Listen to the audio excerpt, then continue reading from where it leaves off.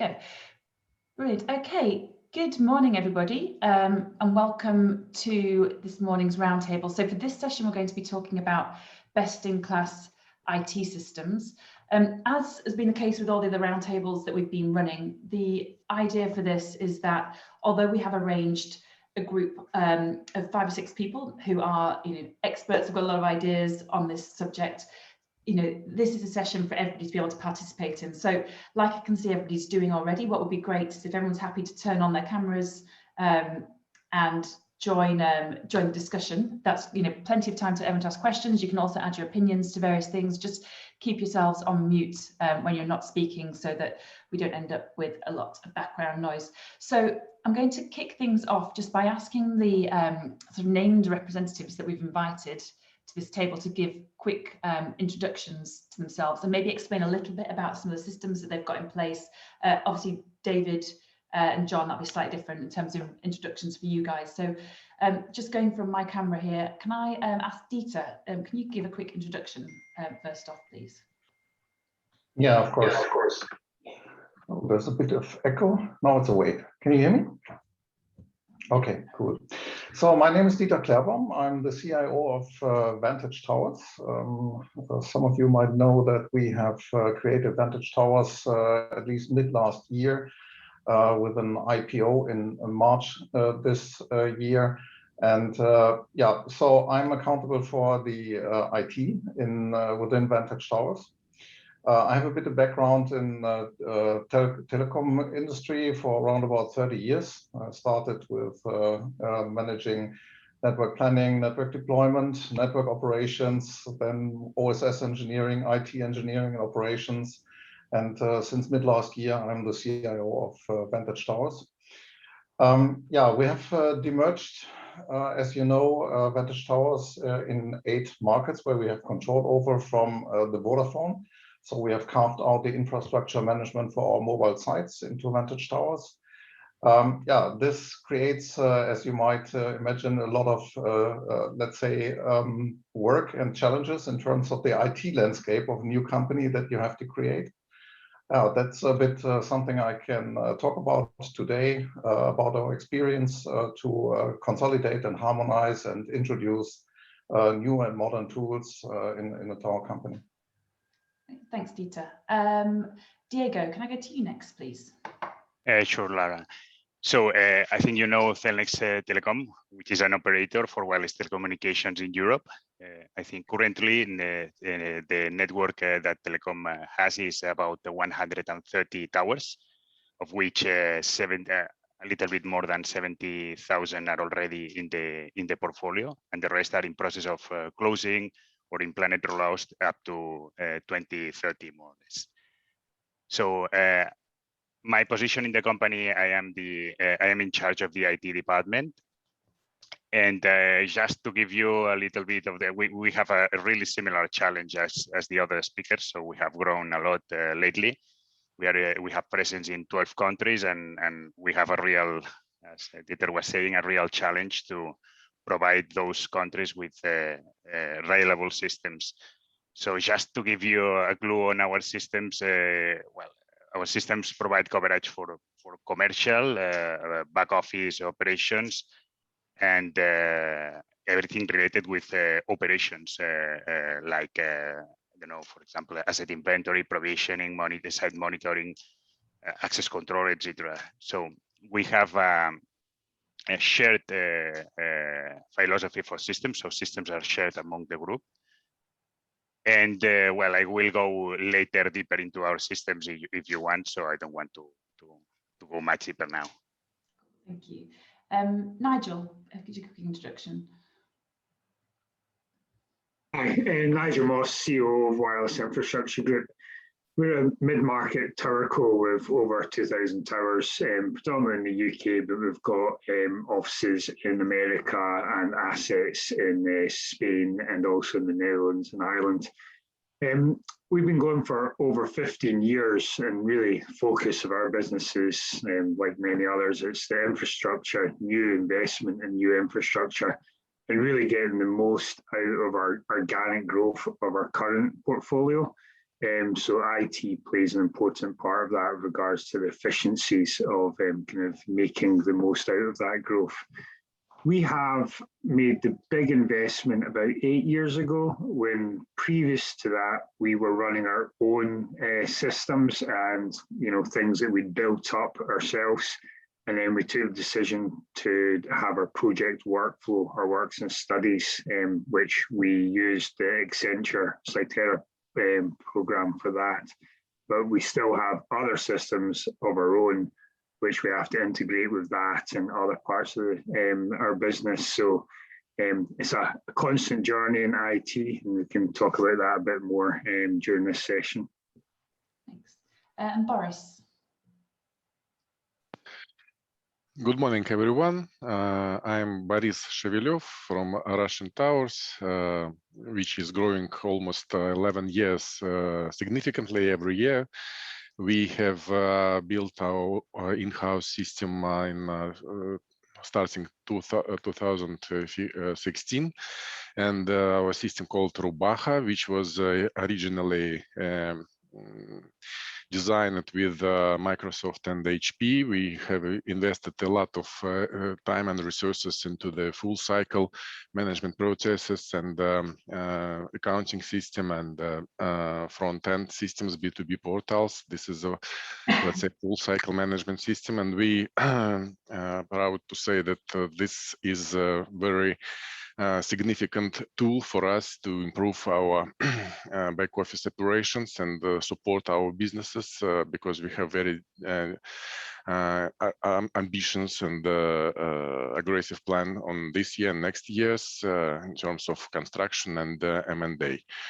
About M&A, I will talk about a little bit later. And right now, we are engaged and try to find from this TowerXchange our all people who is in charge of the same problems and discuss it together how to achieve more and more values from automation systems and the involvement of the people. This is also the topic which is quite actual for us. Thank you. Thanks, Boris. David? Hi, good morning, everyone.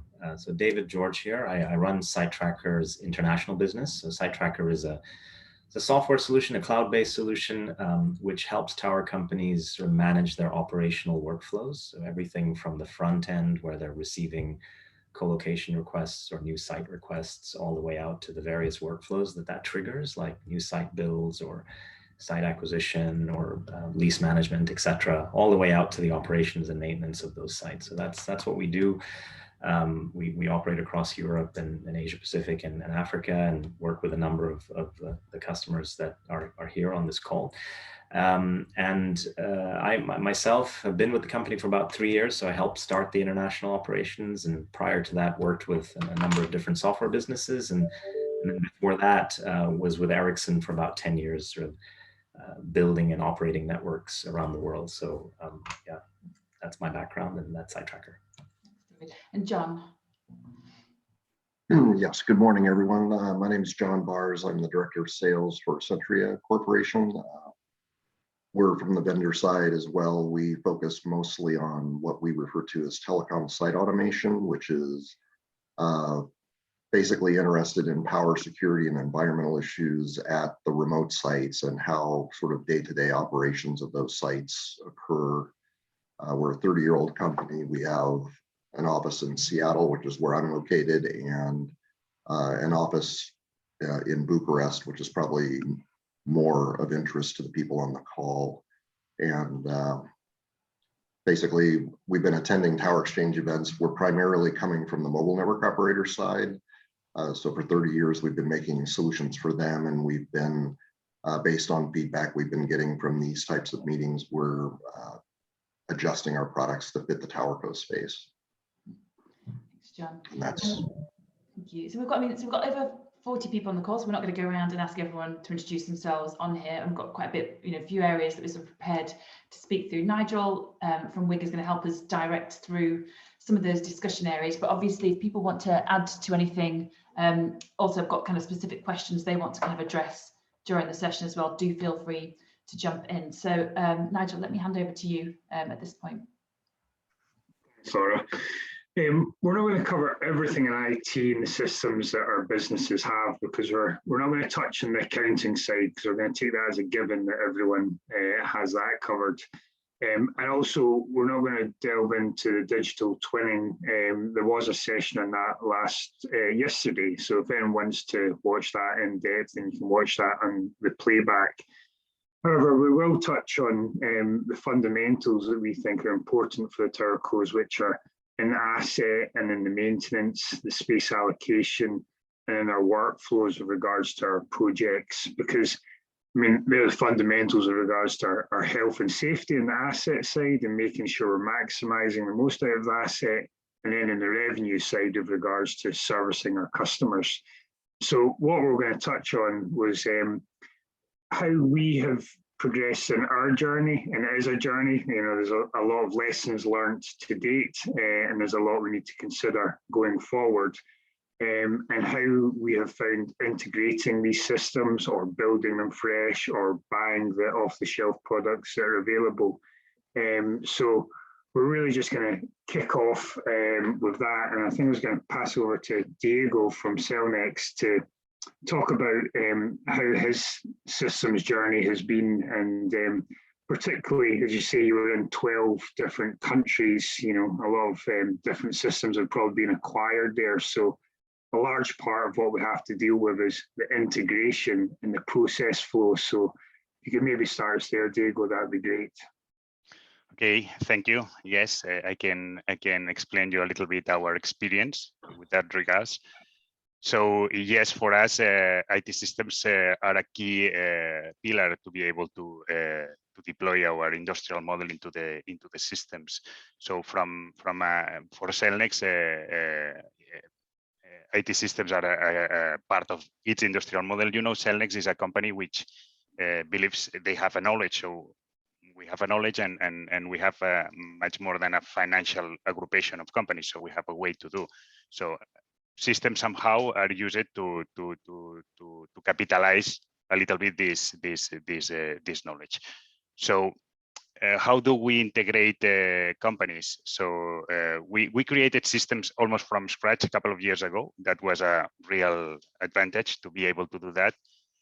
And Cellnex has a specific department which goes beyond the IT, which is called integration department at headquarters, which is in charge of coordinating everybody when we have to integrate a country. So that means organizational changes, that means financial, that means operations, that means everything, including IT, which plays a transversal role.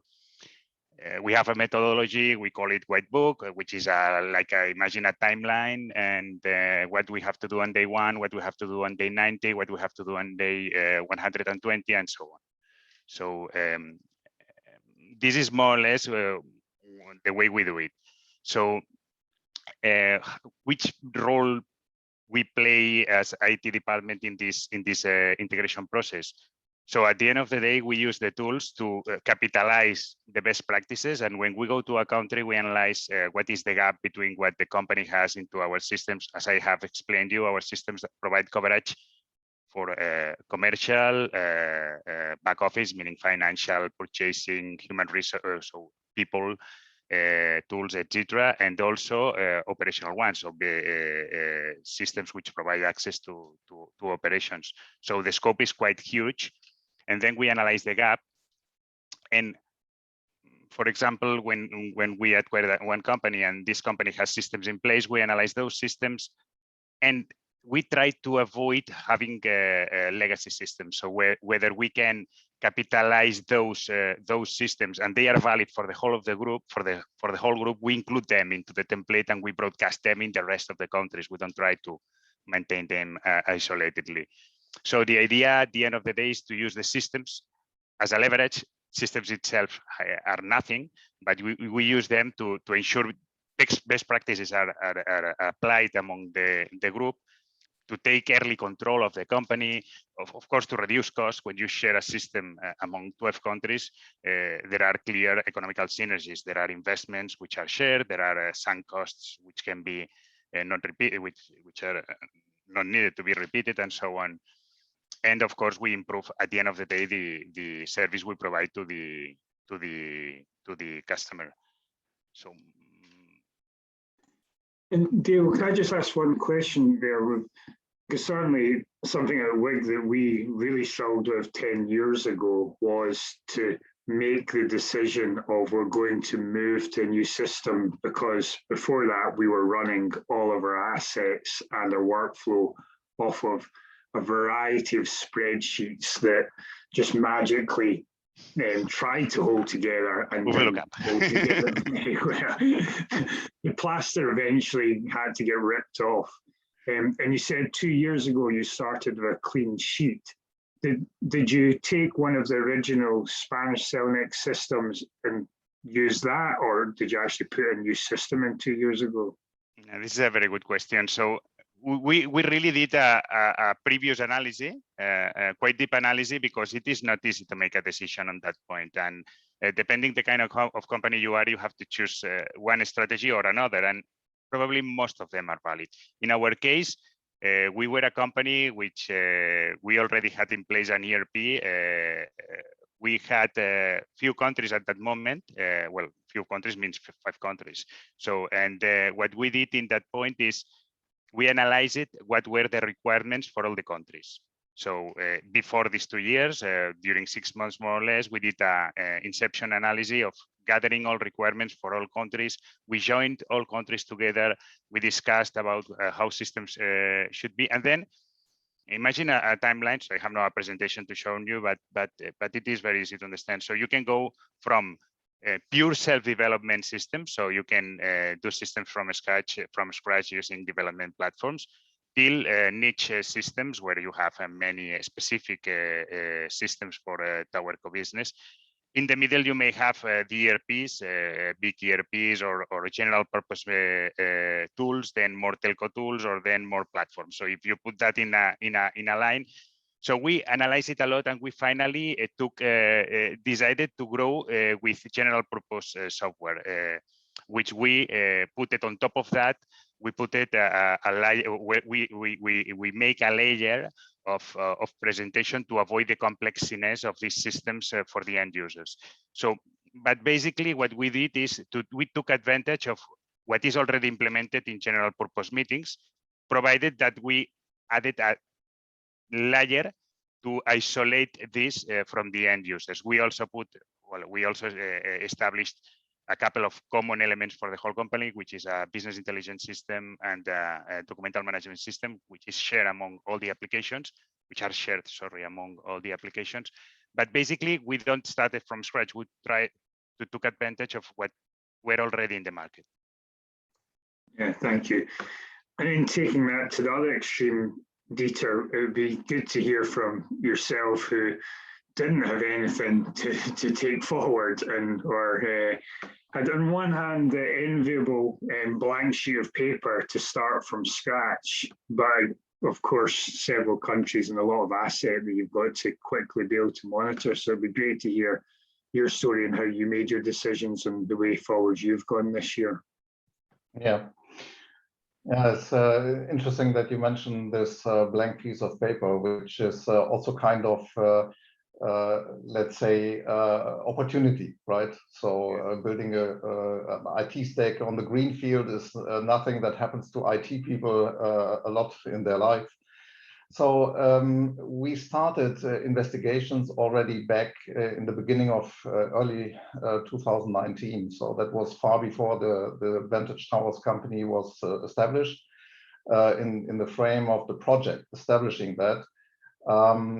We early looked at the markets where we wanted to demerge the business, and we have scanned their current tool landscape that covers the tower company scope. And what we found is, and that is not a surprise, it's similar to what Diego said, of course, a real zoo of different kinds of applications, homegrown, proprietary. Also, Vodafone was grown historically, right? So, and the markets have grown their applications, etc. So it was a real zoo, and we could not identify anything that we could take forward as the blueprint for our target asset management system, a workflow management system in Vantage. on top, as it is coming from a mobile operator, let's say the systems have not only managed passive equipment, but also the active equipment, which then needs to be separated if you demerge, right? So we had the same situation. We have scanned the market intensively. And as Diego said, you have different choices. You can try to do an in-house development, really from scratch. You can decide for monolithic products that are in the market and to customize them to your needs. Or you can look at, let's say, a kind of low-code application platforms that have the basic capabilities and that you can configure to your needs. We have done an intensive research, and in the end, we decided for going with Sitetracker as offering their product on a low-code application platform, which is the Salesforce platform. And we did that because from the beginning, creating Vantage Towers, we were very clear that we want to be a digital and data-driven company. So we clearly looked at to combine, manage our inventory and assets jointly with managing our processes and workflows. So really work after workflows, and the data that is created along the workflows, having that in the same system, right? That was a bit the idea. We started off the project November 2019 with Sitetracker to roll it out in a centralized, let's say, mode. So there is one platform for all the markets, same platform for all the markets, which also means, let's say, it's not just plugging in a new tool, right? It's really a transformation project, also like Diego said. It's about the usual triangle of technology, people, and processes, right? And you need to look at that. It's really a transformation. It's not yet another tool, because you change the way people have worked in the past for many years, right? And also you change all the tooling. And also you need to look at the interface layer between, not technically, but from the processes between the new tower company, Vantage Towers, and its customers, also the main customer, Vodafone, right? Also that differs market by market. So it combines introduction of a new tool with a lot of people change management and especially process harmonization. That's the journey we started, as I said, in November 2019. We decided for agile implementation. I have to say, luckily, because these big transformation projects with a triangle doing in traditional waterfall, collecting requirements, delivering something after 1 or 1.5 years, that does not work anymore in this fast-paced business environment, technology environment. So we rolled out after 6 months the first minimum viable product to all markets. And since then, we have then expanded the solution with use cases, with data, etc. And we plan to have it ready by summer this year. Let's say the first time implementation, as Diego said, software, as you know, is never ready. It's never finished, right? So always there are new ideas, technology changes, the services that you offer change. So you have to frequently adapt that. And this is also why we made the decision for Sitetracker, because we wanted to have a solution where we can quickly implement things and in an agile way do show and tell with the users and get early feedback whether it works or not, and then go to the next step. For this, my opinion is you need something very configurable instead of doing code customization, which sometimes can be very cumbersome. Thank you. I think you're right that the software is never finished. I mean, that's something we're debating just now to our access controls. Are we going to have to change that for proof of vaccination in the future, or certainly just now we're debating proof of lateral flow test, you know, that is negative in the week that you're going out. So it's constantly adapting. But Boris, if we can maybe come to you next, because I mean, the Russian Towers has been growing constantly for over a decade now, I think, and you know, you've had to adapt your workflow. So it'll be interesting to hear how you've managed to work with your IT during your rapid growth. Mm-hmm. Yeah, we have, as on introduction was mentioned that our portfolio is consists of construction and acquiring sites, and maybe comparing with other towercos, we have a little bit different story, because we do not have a one maybe M&A deal or maybe few M&A deals per year where you can consistently work in deep how to integrate the sites of one deal. We have tens or maybe hundreds of deals per year. So we have a very, let's say, different sellers of our sites, of our future sites. And we have a lot of stream of paperwork. And this paperwork should be managed somehow, because it's very crucial to avoid any missing of documents, because after that some regulators can ask these documents and can ask the information, and rapidly to provide the information when the deal already passed. It is difficult and a very difficult story. And that's why we just focused on the special part of our system, which called, let's say, a B2B portal for infrastructure owners who would like to sell the sites, own sites, maybe one, maybe 10, maybe 100 sites per each, through this portal. So they just by own upload the information about the sites with documents, and this quite well structured solution. And we have some maybe in parallel, maybe I don't know, 5-10 infrastructure owners are making this activity in 3-4 months. Upload the documentation. We just audit them, the documentation, and accept. So no way to let's say put this let's say activity to uncertainty to avoid any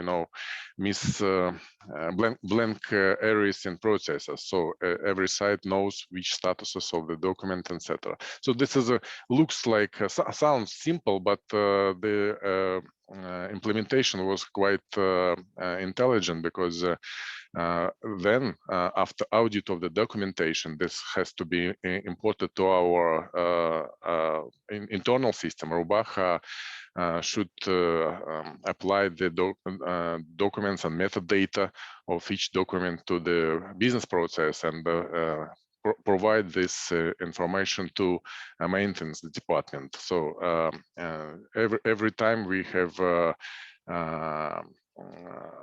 let's say counting the saved time, we saving maybe in 2 or 3 times.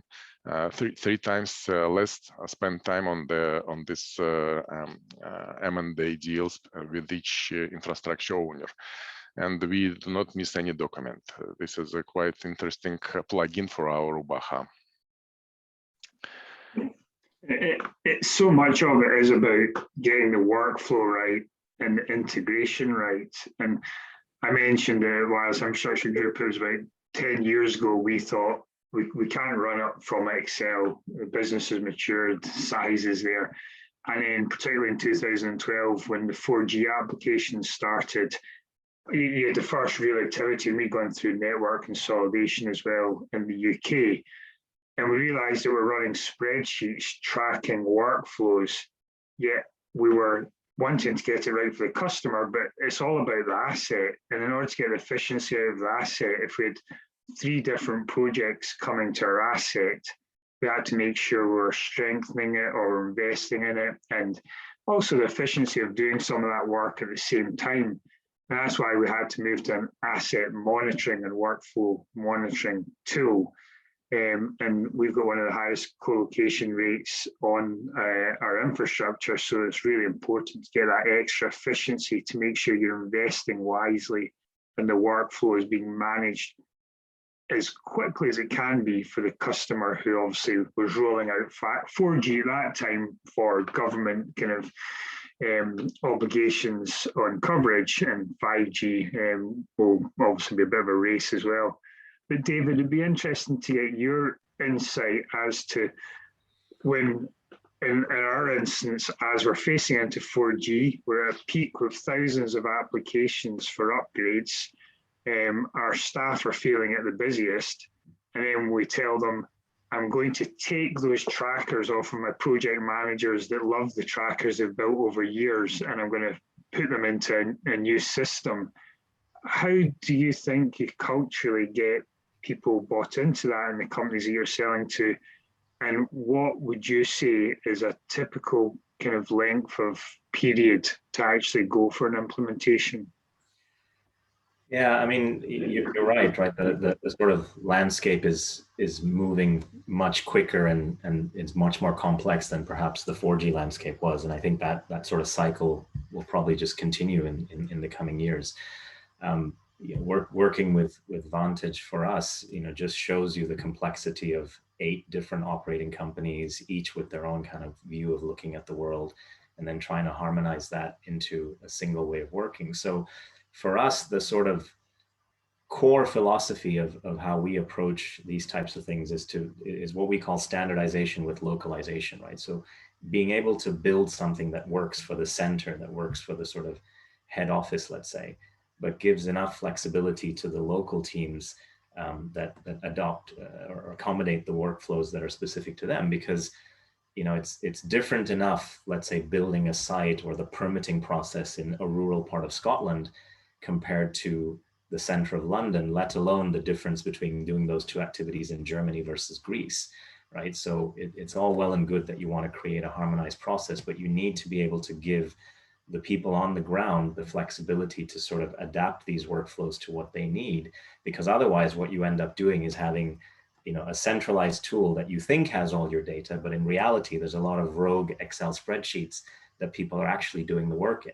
And then maybe every so often they're sort of uploading information into your central tool. So what you have isn't really real time or worth anything. So, the change management process, obviously you need a very committed partner, right? You need some tight deadlines to focus the minds. In Vantage's case, they were, they had IPO date, and they had, some real fixed sort of timelines on the ground that were immovable, right? And we had to sort of really ensure that our teams were ramped and working hard to sort of meet those. And then, you need the right governance structure in place to get the buy-in and the collaboration with the stakeholders, and set priorities. Because don't forget, pick any workflow or process that you're trying to standardize. And as Diego said, you bring people from different countries together, you get them to agree, but these people all have day jobs, right? I mean, they're also tasked at the same time as this system is being implemented, they're also being tasked to actually build, X hundreds of sites or whatever, right? So you have to be empathetic to that, but also, push the customer in this case to make decisions, to stick by those decisions, to give priority, to allow these people the time to make those decisions.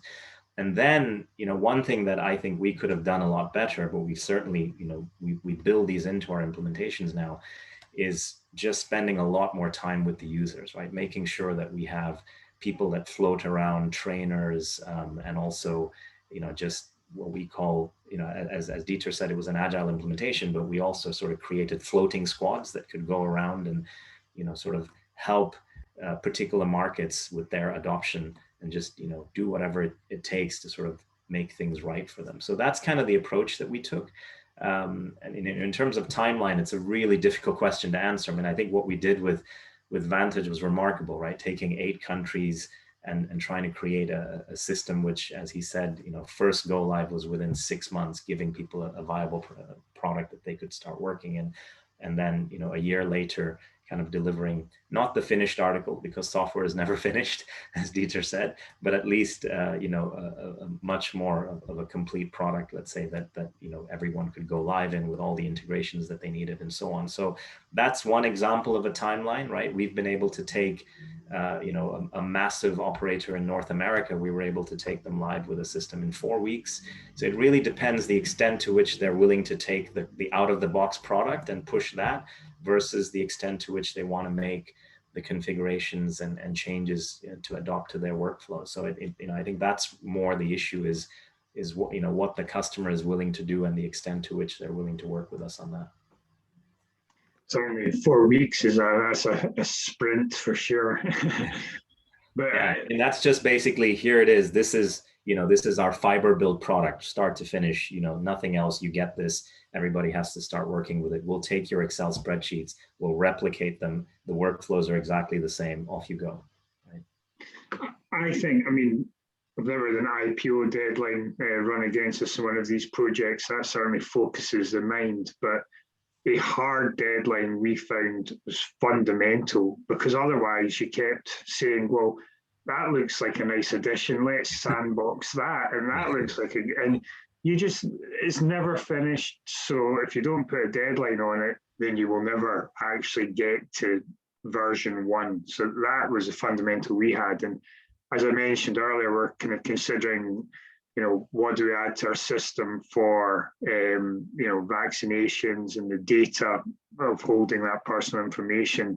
But it's what will we monitor next? So at the moment, we're looking at power, and for our desire to get to net zero carbon, we're producing that information, but how do we improve that? But also for our customers, how do we increase the efficiency of power for everyone on site? Because simply by our industry, we should be able to reduce the carbon footprint for getting the service out, and using our infrastructure helps achieve that. But we need to monitor that information, and we don't know what other things we might add onto our systems.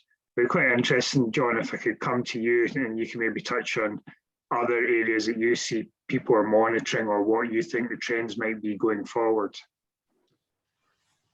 Yeah, well, I hear some things from other people that sound familiar to us. And then of course, there's some sort of specific things. We're mostly interested in the sites themselves, like putting equipment into a specific site. And we're often approached for something like we need to solve a generator management problem, or we need to measure power to bill customers, or we're doing AC measurements or something to see if we can find out which sites are not performing efficiently. And you mentioned carbon emissions, and this list kind of goes on, and that sounded sort of familiar. Someone else said that IT systems are never done, and that's feels very familiar to us. We oftentimes have people come they want to know what is our generator management solution. And I think we've sort of come to the realization that really what we're solving for people, or maybe what the problem is for people at their sites, is that they have a data acquisition problem, effectively. It's like you need various data for many purposes, and those purposes will change as time goes on. And it's a complex problem. I mean, all of your networks are built by combining other older networks effectively. So how do we get the data from, if we wanted to interface to something, it differs by site typically. And so I think that sometimes this looked very confusing, because you would say, I have a generator management problem, I have all of these different problems, but I think it can be simplified a little bit if you look at it as you have data acquisition problems from the sites. And so you need some kind of tool in order to be able to deliver that data. So, I mean, I'm from the vendor side, so I'm very, biased maybe to what it is that we do, but that's kind of how we view those problems. And I think another thing that we encounter pretty frequently is that I think people come with a sort of a preconceived idea of how they're going to solve, or what would I need in order to solve my generator problem. And, we really can't emphasize enough, for the type of products that we are, maybe as opposed to the more back office softwares, it is quite possible to do trials of our equipment, because you could go to a site and see what is there and see what data is available. Maybe we would start with a central problem, like a generator issue, a fuel theft problem, or I mean, there are lots of operational problems at the sites, but there are some specific things to the site operations side that are different or are unique maybe, but in many cases, at a higher level, it's the same problems as you probably have elsewhere. I mean, you need something that you're going to be able to adjust over time to solve different problems. So power issues, security issues, and environmental issues are the main things we would tend to look at. And I'm sure this is the same for all the other systems too, is that data, quality data, or how do we get the data that is good enough to actually operate on? Yeah, I think as a lesson learned from our system implementation was that when you implement a system, you've scrubbed all the data and you're putting in the data at that point in time that you consider to be perfect. You then have to make sure everyone adheres to the workflow management so that they keep the data as perfect as it should be. And a very simple thing is we have photographs of all of our sites, but we don't want them to be the photographs from 8 years ago when we launched the site. They should be the most up-to-date photographs. And a basic thing like that, you just have to build into the workflow tool so that you are seeing what it looks like and how it's evolved over time. But one unexpected advantage that we got was just having everything on one site was it just helped everyone's memory recall by being able to visualize the site because a picture comes up. And then obviously the drawings, everything that you mentioned there, John, with regards to if there's been a problem on site generator, everything's in one place. So they remember issues from 6 years ago because it's all immediately there. And it just makes such a difference because we're all running so many sites that people aren't going to remember them. But when they've got that catalog of everything that's happened in that site, then it makes sense if a new issue's come up or if someone wants to come onto that site, they've got all the latest information. But I was going to open it up to the floor soon if there's any questions, but I thought before then it would be good to kind of go through some lessons learned that we'd want to shout out of the kind of past, well, Dieter, for yourself and setting up over the past 18 months or so, and for the rest of us, how we feel as if our systems have evolved. And I'd say for myself, one of the biggest ones we had was just constantly evolving that workflow management and having not just an IT department or a systems department, but champions throughout the business in every part, be it in asset or in legal estates, and they're systems champions that make sure that they're part of the business, that any changes get disseminated through, and they make sure that everyone believes in the system and is keeping it live and working. And that is part of the culture. Everyone's got to truly believe in it in order to keep it evolving and working for the business. So that's been the main thing that we keep working at. And I don't know if anyone's got anything else they'd like to add. Yeah, of course, you can imagine in such a bigger transformation with 8 markets, I think 40 to 50 legacy tools to be migrated. So you are facing a lot of challenges, right? So maybe I share at least a few of them that I think could be valuable for others that want to undergo a similar IT transformation. So the first is, as I said before, it's this triangle, and don't underestimate the people and the process change. And the first thing we tried, as I said, in the agile mode, and that's why I think it was good, we tried to harmonize processes and workflows within this, let's say, agile creation of our Tower information management system. So to combine the process and workflow harmonization with implementation into the tool, right? With some first, if you go with out of the box, have only a few configurations there, it works well. If you go into a phase where you tackle more complex processes, what we have clearly seen is this will be hardly possible to do that process and workflow transformation and the IT implementation in short agile sprints. that was a first experience, and that is the beauty of the agile mode. You can fail, but you fail fast, and the impact is not that big.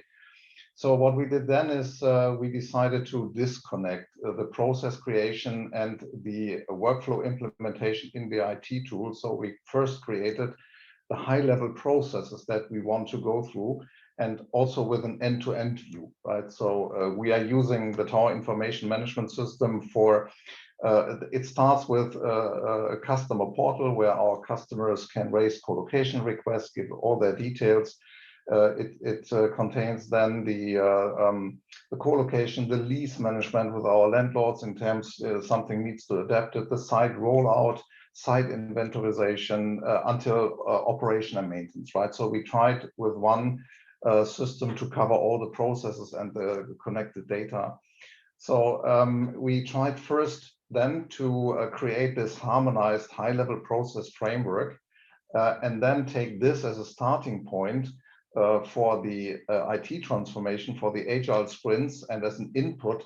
On that basis, then you can implement, really can bring it down to workflows, and people can create the user stories, how it shall work for them then in the workflows and with data in the system. So that was one learning.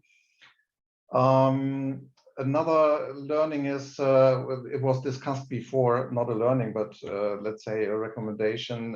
If you do something similar in a merger or demerger scenario like we have gone through, you need to accept that there are differences in the markets. Of course, if you do that from greenfield, you want to have one central system for different markets and countries, everybody working the same. But you need to take into account that you have some differences in the markets that can be due to legislation, building permits, whatever. You need to cater for these differences, right? So, but keep, let's say, the core of the system similar, because you, in the end, you want to have also cross-market dashboards, etc. You need a common data model, but you can also, to a certain extent, cater for local market specifics. As David said, change management is a very important point, and Nigel, as you just mentioned. You can build the greatest tool, right? If the people do not, let's say, adopt it in their daily work, it's a nice tool, but it does not kick in, right? And does not deliver the benefits you want to have. So pay attention on the market adoption from the beginning. Implement the change management that covers people and processes. You need to communicate. You need to tell people why we are doing. You need to tell them what you're doing. You need to take them with you. The agile implementation that we have gone through is that we build squads out of people and experts from all the markets, right? So that ensures people involvement from the beginning. So it's not something that is delivered to them, but it's something that is co-created with them, makes also another mindset. But don't underestimate the difficulty for the different user groups or markets to move from their current state or the old state of working, adopting the tool, and at the same time change the workflows and processes. It's a hard work, right? And you have to cater actively for this. Is nothing that happens automatically.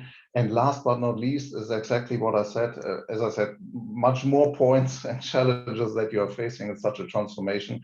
But data quality and data completeness is a big topic.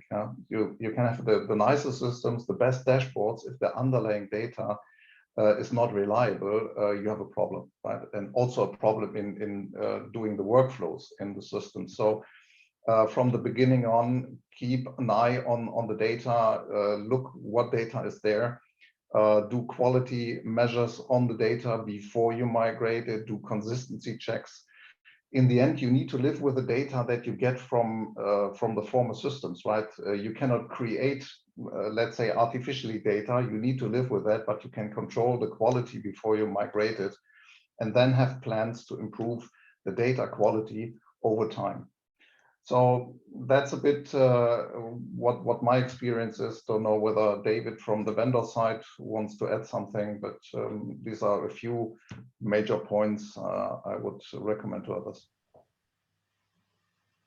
Yeah, I mean, I would only say that, you know, part of that change management is also informing the users of what's coming, right? I mean, I think from our approach, being a SaaS platform and a cloud-based solution, our view is, you know, we constantly add and upgrade functionality to the tool, and we do it very regularly. It's not legacy software that, you know, upgrades happen infrequently and changes take, you know, significant amounts of time and effort. From a SaaS perspective, it's constant innovation and constant upgrading. So communicating that to the users, letting them know what's coming, letting them know that their feedback is making it into the roadmaps, all of that kind of stuff helps, and helps them to kind of understand that, you know, if they're living with a suboptimal situation, it's usually not for that long of a period of time before the changes can kick in and things can move in a different direction, right? So I think that's important as well, is to just keep people informed about the fact that the type of solution you have, if it's, you know, able to generate results much quicker, it helps with people's adoption.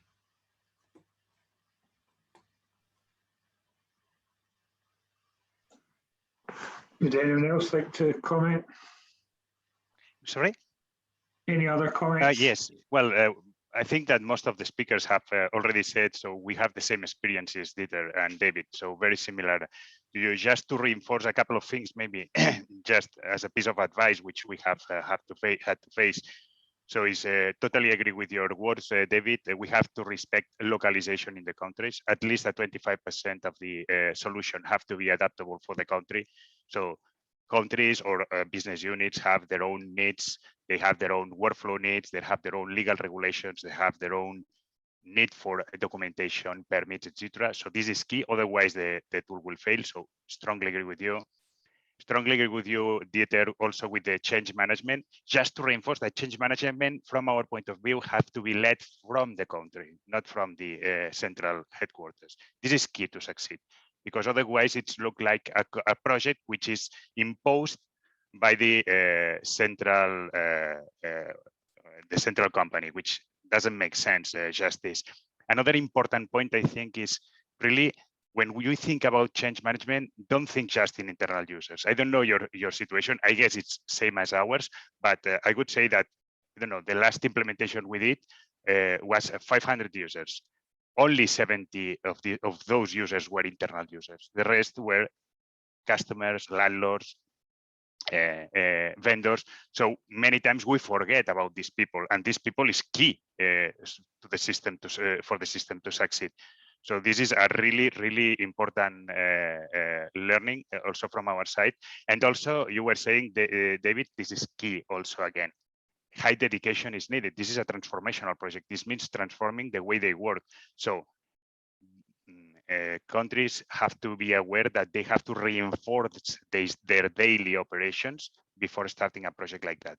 They have to put additional people. Otherwise, people cannot be doing their daily job, their business as usual, and also attending a so consuming project like rolling out these kind of systems.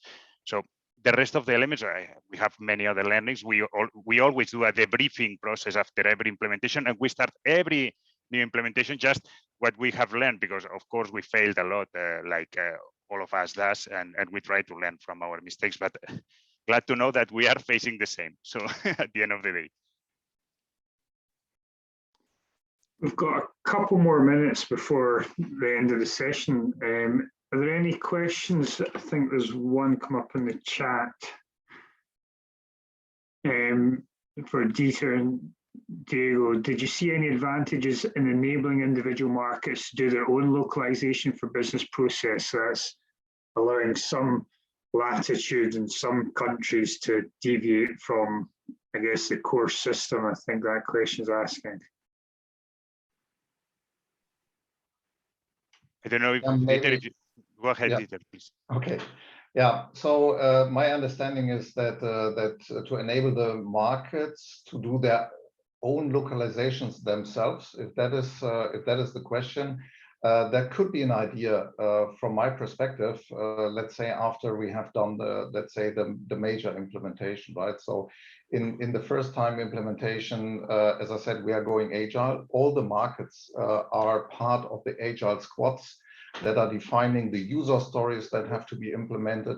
And along this, we are also talking about in the squads what, also between the users, right, and the experts, what can be harmonized, what makes sense. So there's also needs to be a mindset of we need something harmonized. We are not doing completely different things, right? But we have some different situations in the market that we need to cater for. So discussion in the squads, what should be harmonized and what localizations need to be done. In this first time implementation, this is catered for in the agile squads.